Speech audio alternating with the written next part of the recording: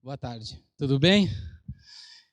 Já foi apresentado pelo Alonso e vou falar então sobre hermenêutica e interface filosófica. O meu teórico de doutorado foi o Riquer, de fato, não foi a questão da hermenêutica, isso eu pretendo assim também desconfigurar um pouco, porque aqui no Brasil a gente entende o Riquer geralmente como um hermeneuta, mas a hermenêutica fez parte da filosofia dele, sobretudo uma hermenêutica da existência. Então, qual que é o percurso que eu queria aqui passar com vocês? É justamente, muito rápido, sobre o conceito da ideia de hermenêutica na história, né, sobretudo na modernidade. Depois a gente entrar no Paul Ricoeur, de fato, e ver o conflito das interpretações, mais de um ponto de vista de uma interpretação bíblica, né, que é o que nos interessa aqui, para não ficar tão filosófico, né, Sandra? E depois eu queria correr muito nesses dois primeiros pontos para ter depois um tempinho para chegar nesse terceiro ponto, onde eu estou sugerindo uma hermenêutica narrativa, que tem muito a ver também com a filosofia do Ricoeur, mas que seria uma coisa um pouco mais palatável, mais prática, menos filosófica, para a gente tentar discutir depois aqui no segundo tempo. A hermenêutica, a arte da interpretação, vocês já sabem, é o verbo que vem do grego, que significa interpretação, pode ser traduzido por falar, expressar, traduzir, entregar sentido e comentar ou explicar. Essa palavra, na Grécia Antiga, ela tinha uma técnica, você precisava ser um oráculo, né? Os antigos oráculos no tempo mítico grego, eles tentavam traduzir, por exemplo, a pitonisa, os gritos da pitonisa, que é uma sacerdotisa do templo de Apolo em Delfos.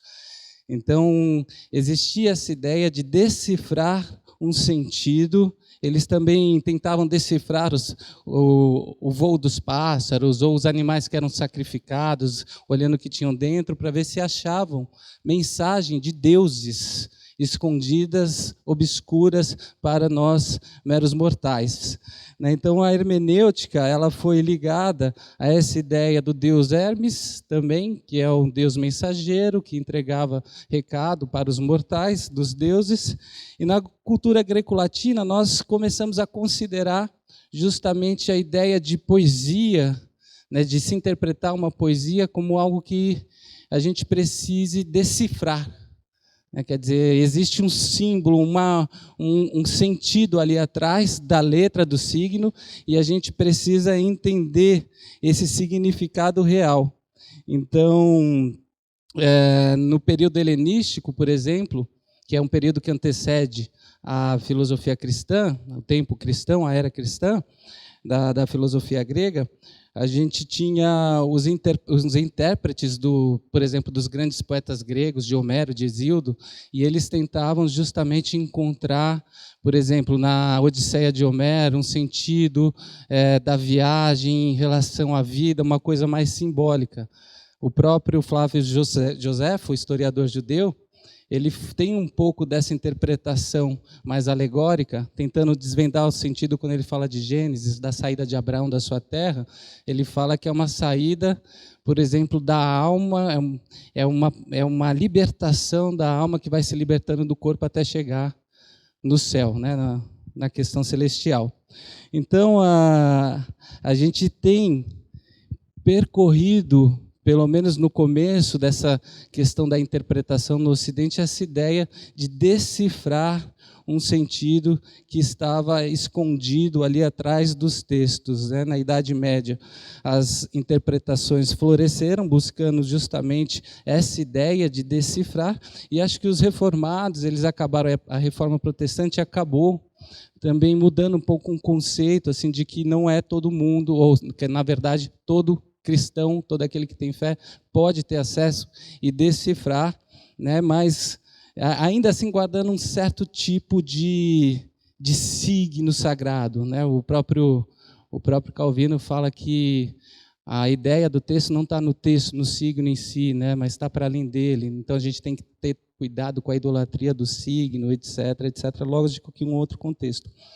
Mas é isso. E quando a gente vai para a modernidade, né, que interessa um pouco a filosofia, a hermenêutica crítica, quando ela nasce por volta lá do século XVII.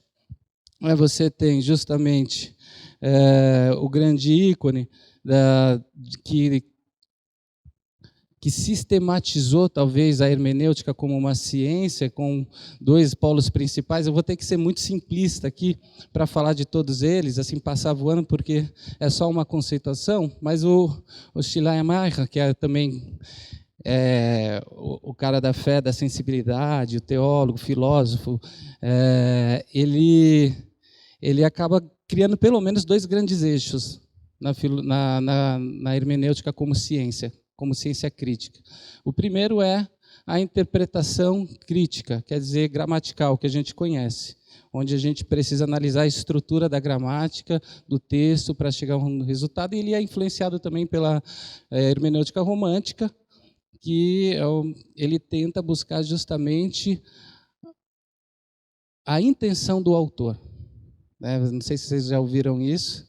Então, a intenção do autor e a crítica gramatical. Isso está em Schleiermacher, ele tenta fazer isso, ele acha que a gente tem que saber mais do autor, às vezes, do que o próprio autor.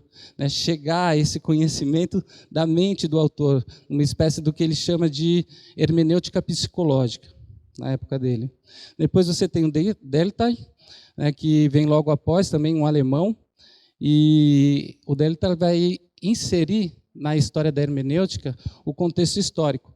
Ele vai falar que explicar é diferente de compreender, e compreender pertence às ciências humanas, então a parte histórica. Então aí você já está vendo o que a gente aprende às vezes na aula de hermenêutica, que é justamente contexto gramatical, histórico, o autor, o destinatário, se formando nessa hermenêutica crítica filosófica. Depois a gente tem uma virada na hermenêutica que a gente chama virada ontológica com Heidegger, que é justamente a ideia de que o ser que interpreta já tem uma interpretação sobre si mesmo. Se eu pudesse falar desse jeito, assim, esse ser aí, o Dasein, do Heidegger. Então, é como esse ser que interpreta, ele já vem com a interpretação da sua própria existência. A gente precisa considerar, então, essa hermenêutica existencial, simploriamente falando. E você tem também o Gadamer, que é um outro ícone que escreve talvez uma das obras mais famosas, É Verdade e Método, que vai falar sobre a questão do texto em si, e a parte mais conhecida, talvez que é mais difundida, é a fusão dos horizontes, que ele tenta justamente falar, olha, existe um horizonte no objeto interpretado e existe um horizonte daquele que interpreta, só que existe uma lacuna muito grande. A gente precisa fundir esses horizontes para chegar justamente numa interpretação equilibrada. Enfim, isso tudo, logicamente, estou falando do contexto filosófico, e o Paul Ricoeur está aí embaixo para vocês, por quê? Porque o Paul Ricoeur, ele insere também, lógico que é muito difícil assim você determinar cada um em um contexto, porque você vai pegar o Heidegger, ele tem a parte poética, etc., também, mas o Ricoeur, ele vai inserir, e isso é parte da hermenêutica narrativa dele, a questão poética, aquilo que a gente vai tentar entender, o que ele chama de poética, e também de um posicionamento ético ao se interpretar no texto. Só que ele também não deixa a parte ontológica nem a parte crítica. Por isso que, para mim, o Ricoeur, ele é um pensador da complexidade equilibrada. Ele não é um radical. Ele tenta fazer conversar todos os teólogos, filósofos que ele trabalha. Então, ele vai descartando uma coisa, vai adicionando outra e vai colocando esses caras para conversarem. O Ricoeur.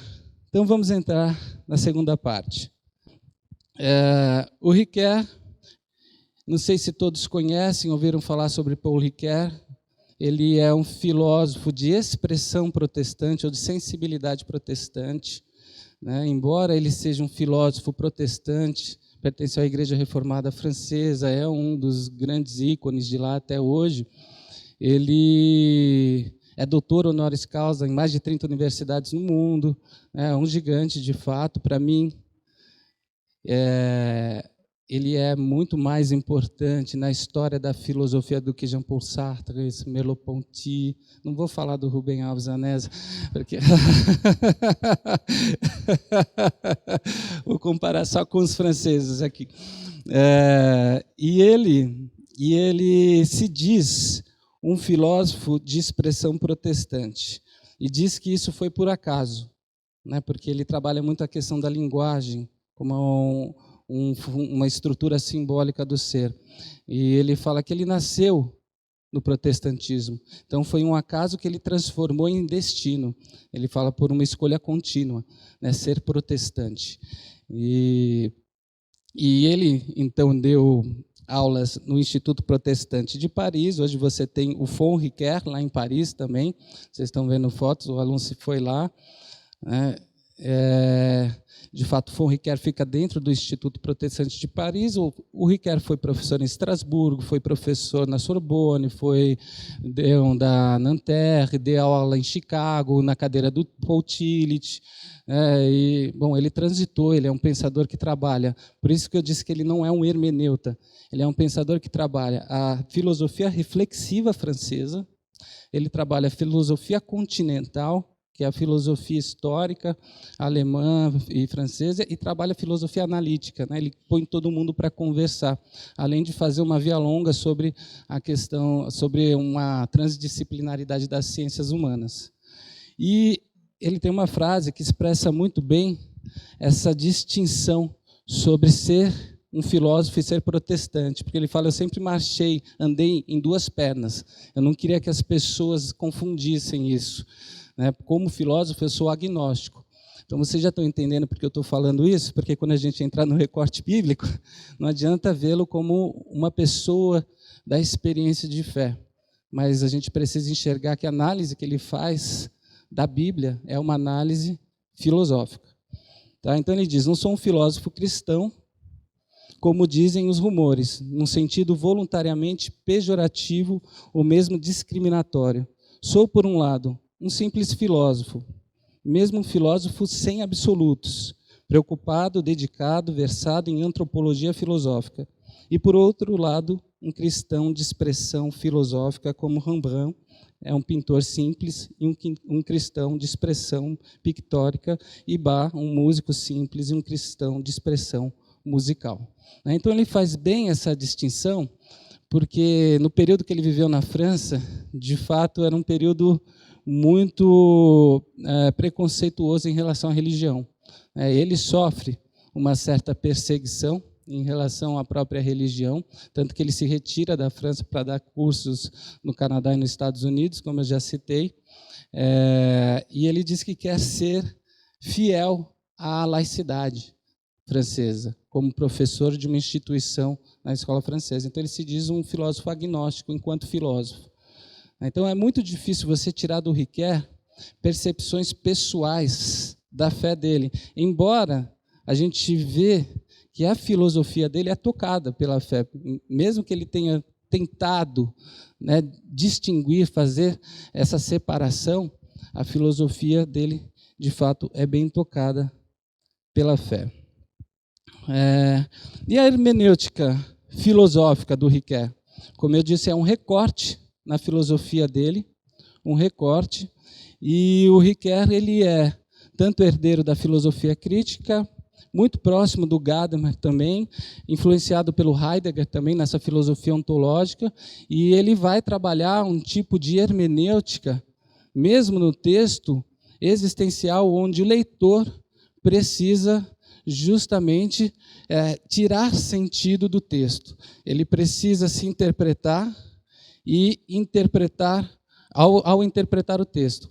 Então, a ideia é um pouco ontológica, mas, ao mesmo tempo, ele se afasta do Heidegger, porque ele diz que a gente precisa fazer uma via longa.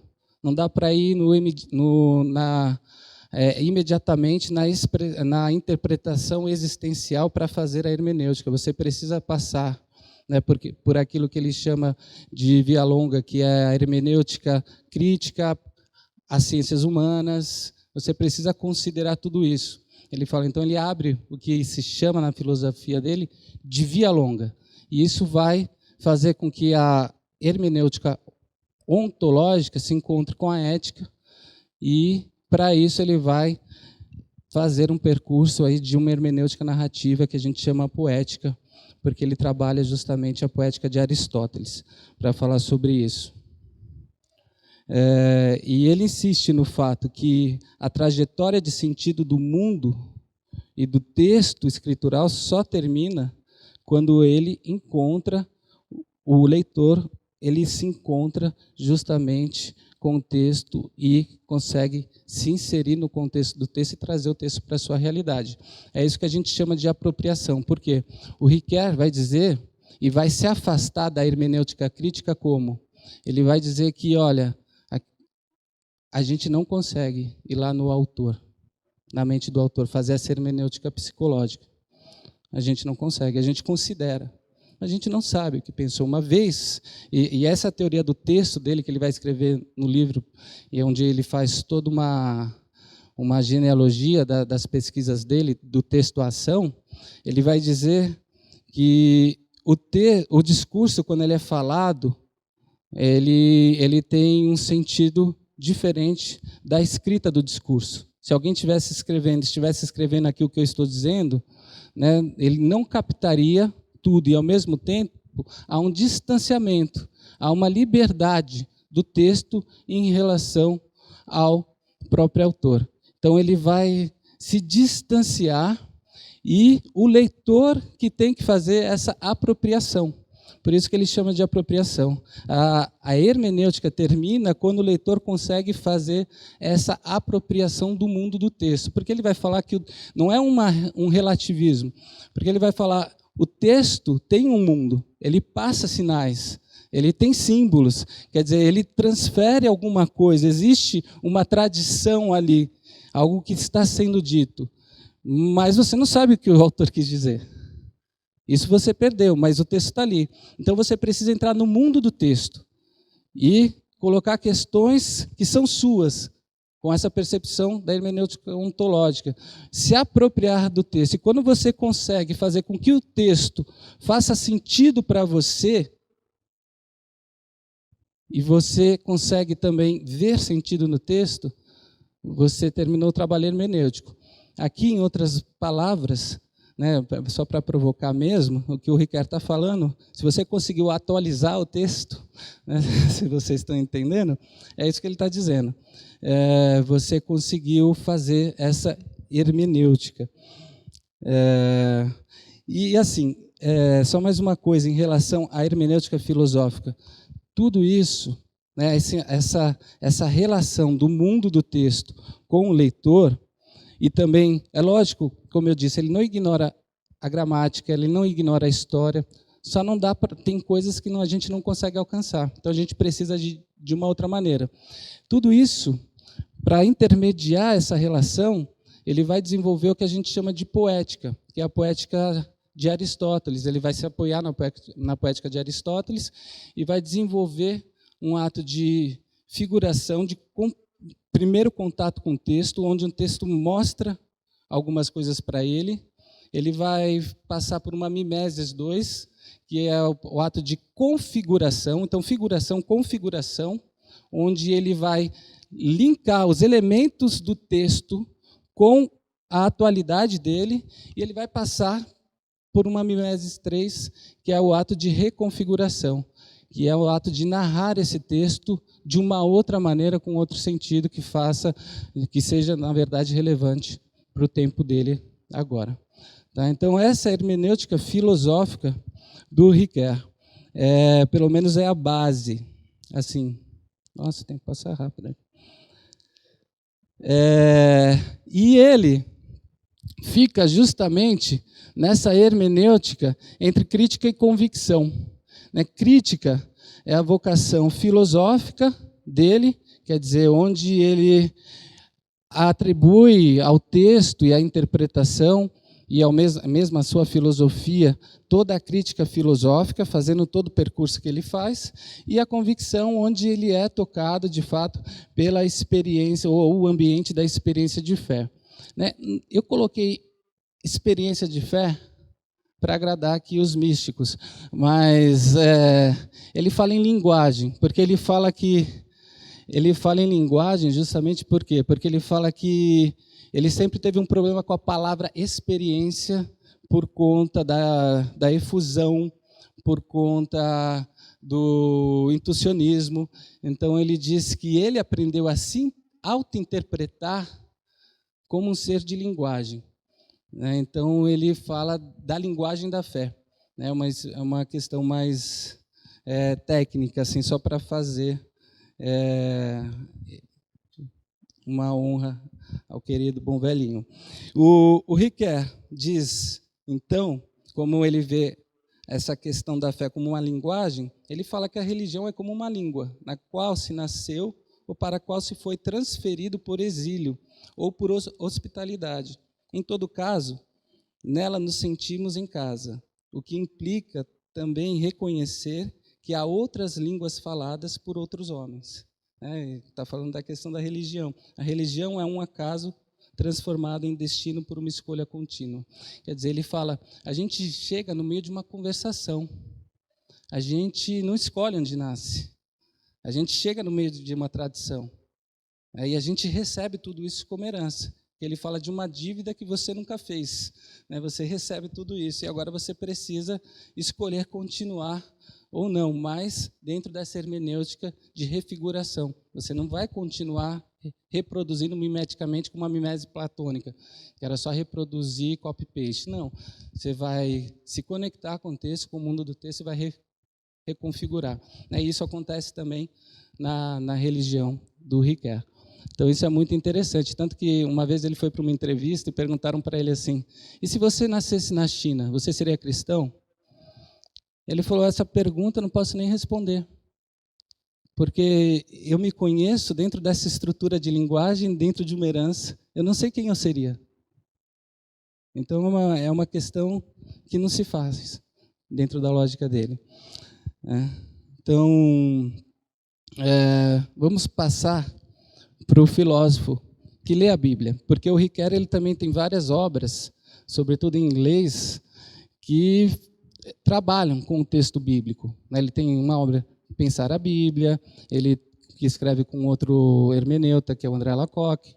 Ele tem alguns textos, alguns artigos sobre interpretações de textos bíblicos, sobre parábolas de Jesus, mas sempre nesse corte totalmente filosófico. Até a parábola do bom samaritano, em História e Verdade, enfim. E o que é o conflito das interpretações que eu coloquei aí? O conflito das interpretações é que o Ricoeur, na década de 60, ele está vivendo o auge do estruturalismo, e acabam surgindo os mestres que ele chama mestres das suspeitas, que é o Nietzsche, o Freud, o Marx, que vão suspeitar, de fato, de toda essa hermenêutica estruturalista que está acontecendo, na verdade, dentro da obra deles. Então, a obra do Nietzsche, do Freud, do Marx, ela ressurge. E ele vai chamar, esses são os mestres das suspeitas, que são os desestruturalistas na França. E ele vai falar sobre todo esse conflito das abordagens estruturalistas, das abordagens psicanalíticas, que vai levar ele ao ensaio sobre Freud, inclusive. Ele vai falar sobre essa questão da geração narrativa, semiótica. Ele vai falar que, olha, a gente não tem uma saída. Não tem um método correto, todos são limitados. Ele vai se tornar praticamente um grande árbitro que vai tentar se equilibrar no conflito dessas interpretações, usando alguns recursos de uma, outros recursos de outra. Então, ele vai justamente ser um intérprete. O desafio, na verdade, é o equilíbrio crítico que ele vai, de fato, constituir a partir da sua hermenêutica. Por isso que eu disse que ele é o pensador da complexidade equilibrada, porque e ele é muito difícil, porque ele transita na psicanálise, transita nas ciências humanas, transita no estruturalismo, que é uma filosofia da corrente existencialista francesa, na fenomenologia, com Husserl. Então ele vai criar um tipo de equilíbrio em todos esses conflitos, porque ele fala que, em vez de ele acabar e só apontar as questões ruins, ele vai tentar reutilizar todas essas interpretações para formar um outro tipo de hermenêutica mais tolerante. Mas o conflito que eu quis trazer para vocês das interpretações é o conflito bíblico mesmo, né, que é o que nos interessa, assim, em relação à sua própria interpretação. O conflito bíblico, ele está justamente na questão, eu coloquei algumas questões aí que o Riquer comenta, passa rapidamente, só para a gente entender, né, a questão da revelação, a palavra de Deus, o texto bíblico em si e a nominação de Deus, porque Riquer faz uma crítica muito forte, por exemplo, ao conceito da revelação progressiva. Sabe essa ideia de que Deus se revelou lá na criação para o primeiro casal e foi se revelando progressivamente até a revelação máxima dele, mas aí na revelação máxima dele em Jesus, ele implantou um reino que vai se findar lá em Apocalipse, na escatologia cristã, etc, etc. Ele fala que isso é um tremendo absurdo. Ele fala que isso é, na verdade, um sistema cristão hegeliano.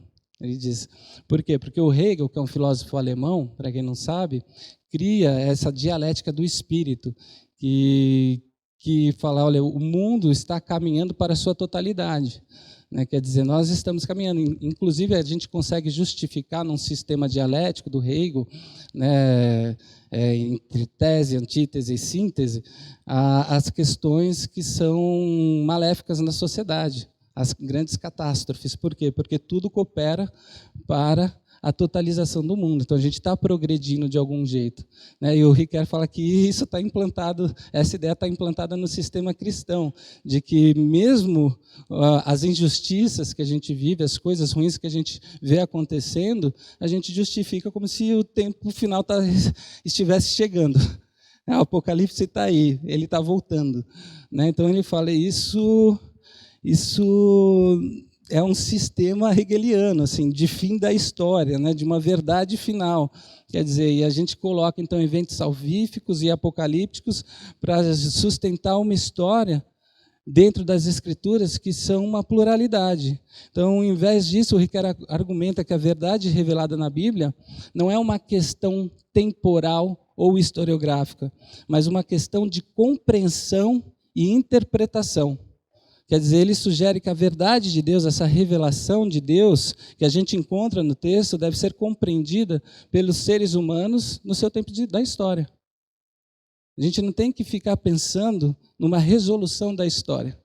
A gente precisa justamente entender o nosso contexto histórico-social e, nesse contexto histórico-social, desenvolver uma compreensão da revelação bíblica como verdade, e essa compreensão vai ser tão válida hoje como foi já em outros períodos históricos e como vai ser depois para a próxima geração que vai interpretar o texto bíblico reconfigurando-o. Né? Então, essa questão da revelação em Riquer. Você tem a palavra de Deus. A palavra de Deus, outra polêmica aí. A palavra de Deus para Riquer é uma categoria divina que envolve justamente a relação do intérprete bíblico com aquilo que está no texto bíblico. Não é Jesus, não é o texto bíblico sagrado. Né? Ele acha que o texto bíblico é, sim, um cânon, um texto sagrado no sentido de ser diferente do texto literário, mas a palavra de Deus é justamente essa conexão que existe do leitor quando ele consegue entrar no mundo do texto e ver sentido para a sua vida. Ali você recebeu a palavra de Deus que está ali. Né? Então, ele fala que o texto anuncia uma palavra para além dele. Para além dele, que é o sentido que Deus dá na relação do leitor com o próprio texto. Né? Então, a palavra de Deus é como se fosse um diálogo entre seres humanos, né, e Deus, através dessa interpretação, reinterpretação da mensagem divina. Então, Riquer vai sustentar que, por meio desse poder referencial do texto, a linguagem bíblica, ela atravessa, inclusive, o seu limite, a sua fronteira linguística, porque ela vai dar um sentido para além do ser humano de linguagem que eu sou. né? Quer dizer, um sentido, uma palavra verdadeira existencial. Ele acredita nisso, mas ele não vê a palavra de Deus, o texto bíblico ou os textos bíblicos, no plural, como uma palavra de Deus, nem o próprio Jesus. O texto bíblico o que é, então? Ele é diferente de outros textos literários, justamente porque ele tem uma natureza hermenêutico-religiosa. Ele argumenta que a Bíblia é mais do que apenas um texto como qualquer outro, como a Odisseia de Homero, também um texto antigo. Não. Por quê? Porque ela carrega metáforas, simbolismos, mas e questões teológicas profundas, mas ela é interpretada por uma tradição comunitária. Então, a interpretação da tradição, que consegue tirar sentido já há muitos anos desse texto, é quem sustenta o cânone, as escrituras, né? Ele fala justamente do cânon, assim, é interessante porque vejam como ele não é um relativista, porque ele fala o cânon é importante, o fechamento do cânon. Por quê? Porque coloca limites na interpretação. Ele fala, não é que não se possa abrir e reinterpretar, mas é preciso ter um cânon, é preciso ter limites, o que ele vai chamar, por quê? Porque a gente vai criar porque a Bíblia é um grande código e existe uma estrutura intertextual na própria Bíblia. Por quê? Porque lá você vai ter vários símbolos, vários gêneros literários, várias percepções sobre Deus, e elas vão dialogar entre si, né? Então, esse cânon é importante. Por quê? Porque senão abre para todas as outras coisas. Mas, de novo, não quer dizer que o cânon precisa estar fechado. Tem coisas que a gente pode abrir e rediscutir na nossa geração dentro da perspectiva comunitária. Mas a leitura bíblica, nesse sentido, de considerar o texto como um texto diferente do texto literário, ela é comunitária. Ela precisa ser comunitária. E a nominação de Deus, que é um dos pontos bem interessantes, ou bem interessante dele, ele fala que existe na Bíblia múltiplas maneiras de se interpretar Deus, que se desenvolvem no espaço de significação das Escrituras. Essa nominação de Deus é o grande centro, na verdade, dos textos que se reúnem na Bíblia. A partir desse centro, que é a nominação de Deus também, nós podemos analisá-los e chamá-los para uma esfera poética de interpretação, que é o que o leitor vai operar justamente na interpretação. Mas ele diz justamente que, olha, os textos que nominam Deus, nominam na narrativa, por exemplo, no Pentateuco, nos Evangelhos, de uma maneira diferente do que os textos proféticos, que nominam de uma maneira diferente do que os textos ínicos, os hinos, os salmos, onde ele vê tragédia e beleza. E, diferentemente também da narrativa sapiencial. Ele fala, então, ali você tem contido, e ele fala, e cada gênero literário tem seus subgêneros. Por exemplo, no gênero narrativo, você tem lá o mito também. Você tem a narrativa mítica, você tem a narrativa de novela, ele fala, uma fábula, né? Você tem os subgêneros também, as parábolas, né, que vão nomeando Deus e vão mostrando faces de Deus diferentes. Né? Por quê? Porque essa nominação diz respeito à experiência que esse autor viveu com Deus. Então, ele vai falar tanto que Deus, por exemplo, nos textos prescritivos de lei, ele é anunciado na primeira pessoa, mas ele chama a gente de tu. Nos textos proféticos, na segunda pessoa, né? Nos textos proféticos, Deus é anunciado na primeira pessoa, mas pela nossa própria pessoa, como se Deus falasse no nosso ouvido e nos desse uma palavra e a gente repetisse. Ele fala inclusive, que dessa ideia deve ter vindo a ideia da inspiração bíblica popular, né? Como se Deus ditasse para os escribas aquilo que eles tinham que fazer e falar. Né? Uma ideia que ele fala que hipertrofia o profeta, porque tira a própria singularidade do profeta em si.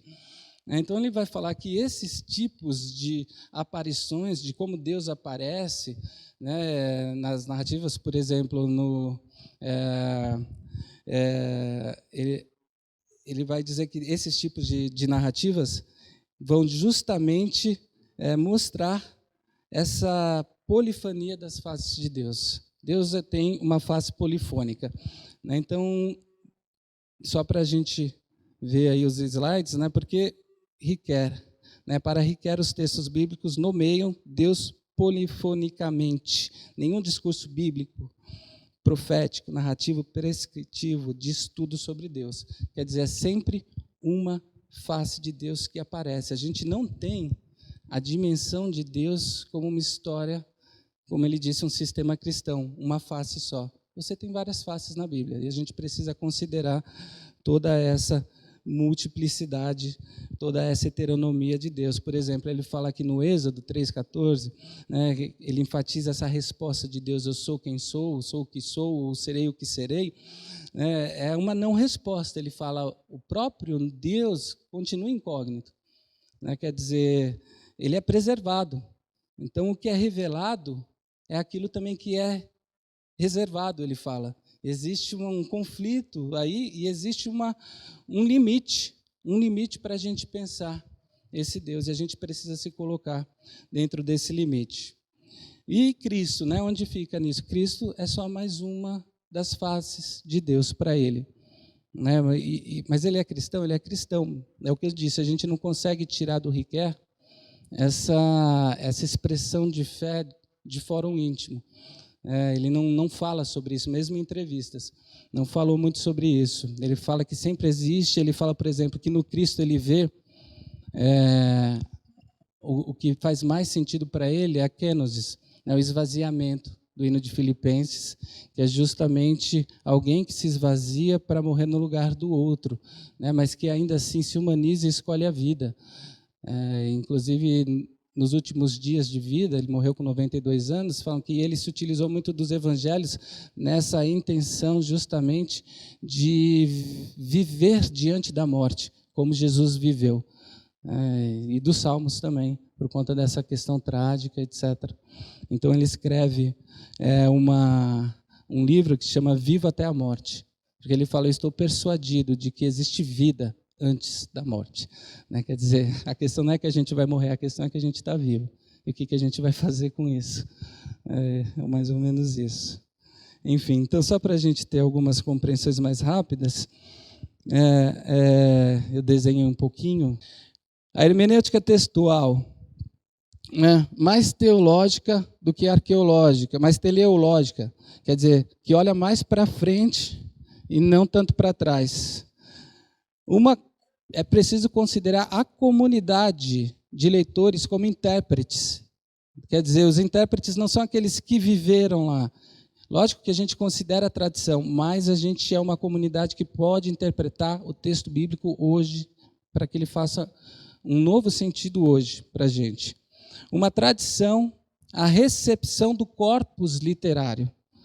Quer dizer, existe essa tradição das outras comunidades que vieram antes da gente. Lembra? A gente nasce com uma dívida, a gente nasce no meio de uma conversa, que receberam esse corpus literário e que interpretaram esse corpus literário. Então, essas comunidades, Então, a gente precisa justamente também interpretar essas interpretações da tradição, mas como símbolo.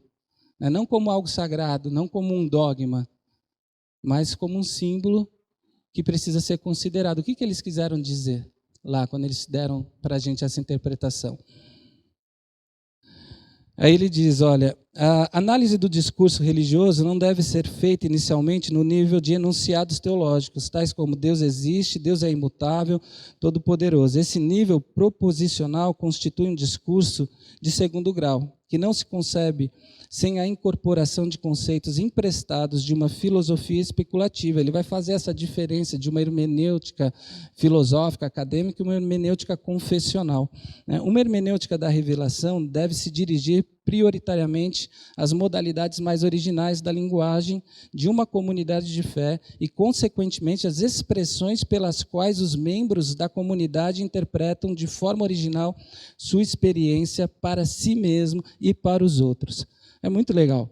Eu até desenhei aqui para vocês, desculpe a informalidade, mas olha, discursos bíblicos que narram Deus, aquela polifania das faces de Deus. Então você tem na Bíblia várias várias confissões de fé que veem Deus de maneiras diferentes. Isso se torna uma forma de discurso, que se torna na escrita um gênero literário, que justamente se torna uma confissão de fé. E esse gênero literário, esses gêneros, eles são indissociáveis do conteúdo do pensamento e de sentido que eles veiculam.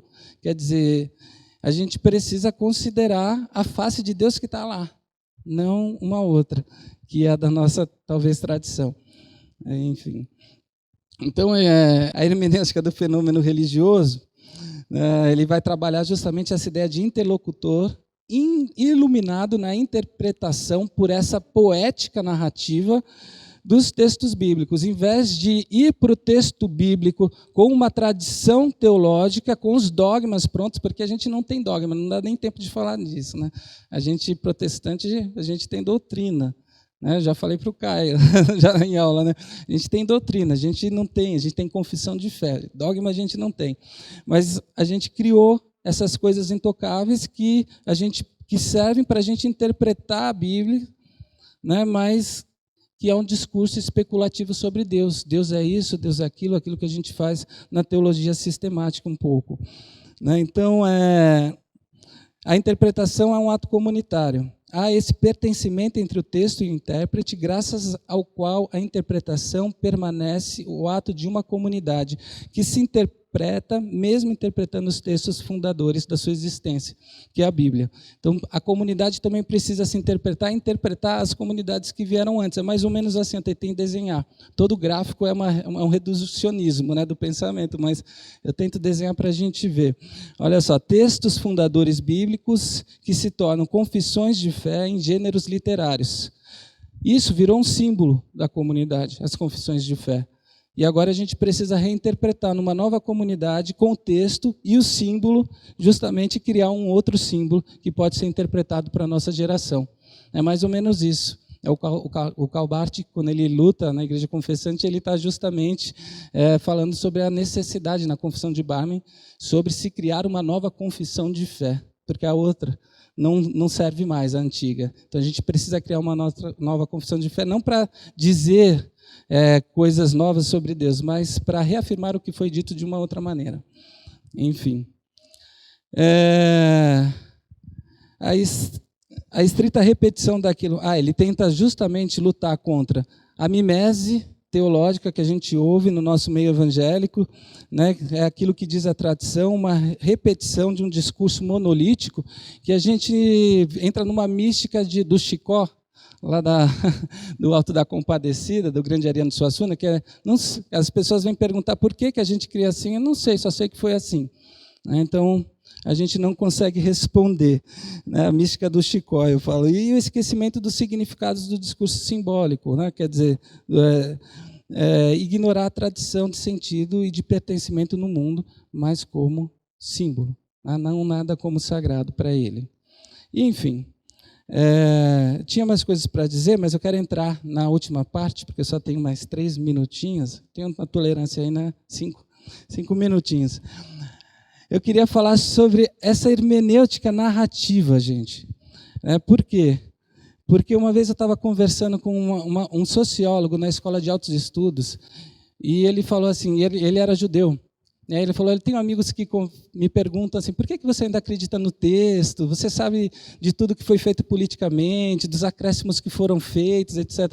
E ele falou o seguinte, que responde para esses amigos, é porque o texto, meu avô era, o meu bisavô era, assim, de alguma maneira eu entrei nessa conversa, e eu não consigo me ver fora do texto. O texto me serve como um espelho, no qual eu releio a minha própria história. Isso é interessante, essas palavras são como espelho no qual eu releio a minha própria história. Essa é a ideia da poética narrativa do Ricoeur.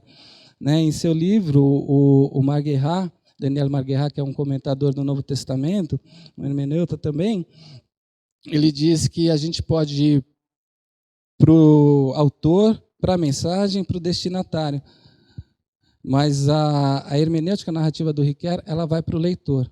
Ela vai para o leitor sem ignorar todos esses passos, mas enfatizando justamente essa conexão do leitor se interpretando e interpretando o texto consigo na própria dinâmica da sua confissão de fé, né? E aí essa hermenêutica narrativa, ela se opõe não para acabar, mas com o totalitarismo de algumas teologias que a gente vê. Por exemplo, a teologia puramente especulativa, que é essa teologia metafísica, essa teologia da escatologia, né, ou dogmática também que está aí, né, quer dizer, onde você precisa sempre interpretar o texto só a partir de um conceito filosófico. É especulativo, ele fala.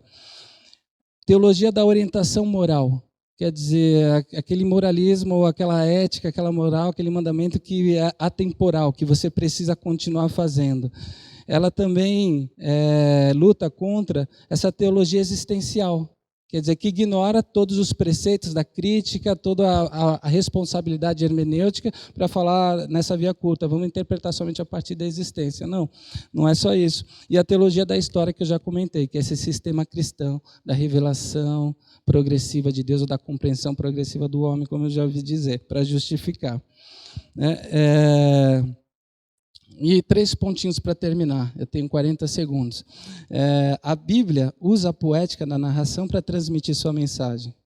Para você ver, a Bíblia usa esse conteúdo, porque para abordar o sujeito em relação ao próximo, do bem e mal, de Deus, da liberdade, os primeiros capítulos de Gênesis contam a história de um homem e de uma mulher. É uma narrativa de um jardim, de um fruto, de uma serpente, de um mandamento. Para falar sobre liberdade, a Bíblia conta a história de um povo que era escravo e que foi liberto. Ele está narrando as histórias justamente para transmitir uma mensagem. Logo que a Bíblia fala sobre o caminho de espiritualidade, que nós chamamos de experiência com Deus, experiência de fé, ela fala, por exemplo, da história de Abraão, que sai, deixa a terra dos seus pais e vai para o deserto, e ali no meio do deserto, e não no meio de uma biblioteca, que ele vive essa espiritualidade. Então ela vai narrando.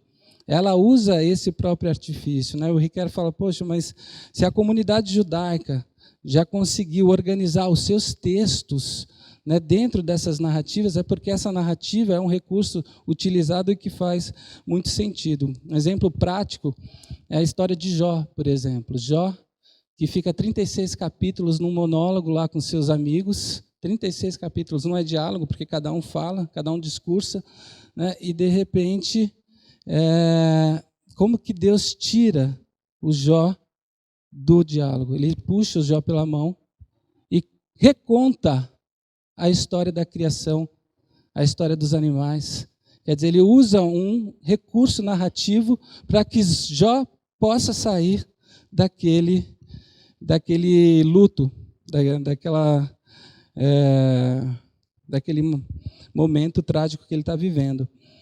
A narração produz identidade. Aqui eu não vou conseguir explicar essa noção de identidade, porque já estourei o tempo, identidade narrativa. Mas a ideia é justamente qual? Você tem uma identidade para o Riquelme, que é uma identidade idem, uma identidade da mesma idade, que é a sua permanência no tempo, seu corpo, onde você é reconhecido. E aquilo que acontece com você, você sofre, mas você tem uma identidade também, que é a identidade ipse, que é uma identidade dinâmica, que é uma identidade da ficção, que ele fala da poética fictícia, onde você pode imaginar outras possibilidades. Ele vai usar um argumento do Husserl, que é variações imaginativas. Então, você vai ter variações imaginativas justamente para conseguir sair do momento de mesmidade, às vezes, para ver outras possibilidades e outros horizontes. Então, a nossa identidade, nessa poética narrativa, ela é dialógica entre mesmidade, porque eu não posso ser uma metamorfose ambulante, eu tenho um corpo, eu tenho alguma coisa, eu preciso estar em algum lugar, e às vezes eu não preciso ser uma porta. Eu posso viver essas variações imaginativas e reconfigurar a minha história, que é o que ele diz que acontece com Jó também. Porque o Jó, justamente quando ele está no luto, em 36 capítulos, o que tira ele do luto é Deus pegar ele pela mão e começar a narrar outras possibilidades, ipseidade ele chama, outras possibilidades, né, de vida. E assim ele consegue se libertar e ver, através da narrativa, que a vida é muito maior do que aquilo que ele tinha sofrido na identidade e mesmidade dele. Enfim, e para acabar, né, a narração bíblica conduz o sujeito a passar da escuta à interpretação da sua própria história.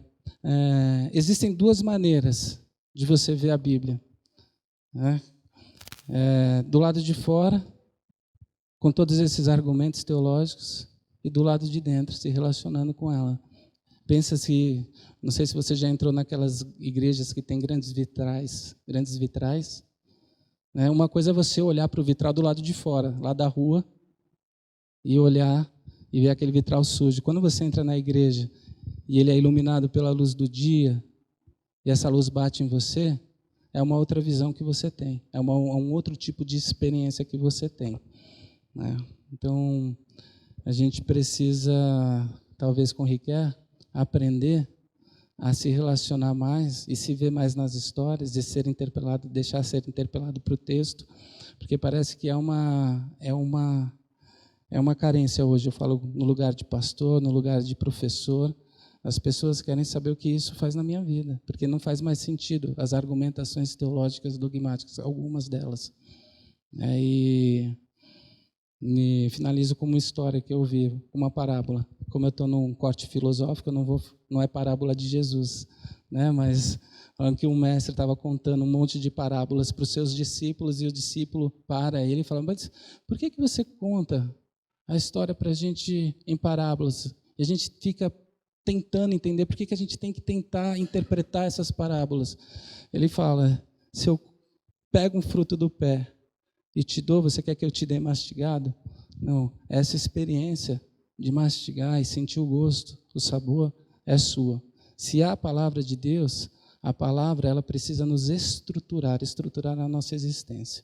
É mais ou menos isso que o Riquet está tentando defender quando ele aborda, na sua hermenêutica filosófica, os textos bíblicos. Obrigado.